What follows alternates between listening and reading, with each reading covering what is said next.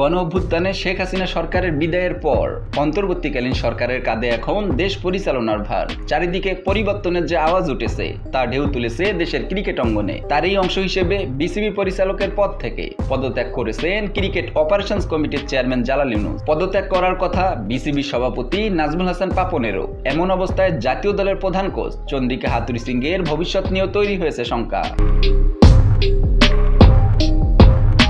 2 টেস্টের সিরিজ খেলতে এই মুহূর্তে জাতীয় দল আছে পাকিস্তান সফরে। পাকিস্তানের দলের সঙ্গেই আছেন কোচ চন্দ্রিকা হাথুরুসিংহে। সিরিজ মাঠে গড়ানোর আগে সংবাদ সম্মেলনে উপস্থিত হয়েছিলেন হাথুরুসিংহে। সেখানে দল নিয়ে কথা বলার পাশাপাশি নিজের ভবিষ্যৎ নিয়েও কথা বলেছেন এই লঙ্কান কোচ। গণমাধ্যমের সঙ্গে আলাপকালে হাথুরুসিংহে বলেন, আমার কোনো ধারণা নেই বাংলাদেশ ক্রিকেট বোর্ডে এখন কি চলছে। আমার ভবিষ্যতের কথা বললে যতদিন পর্যন্ত চুক্তির মেয়াদ আছে আমি দায়িত্ব পালনের দিকে তাকিয়ে আছি। বোর্ড যদি বদলে যায় এবং তারা যদি পরিবর্তন চায় আমার তাতে সমস্যা নেই। তারা যদি আমাকে চালিয়ে নিতে বলে, আমাকে নিয়ে খুশি থাকে, আমিও খুশি মনে দায়িত্ব পালন করতে রাজি আছি।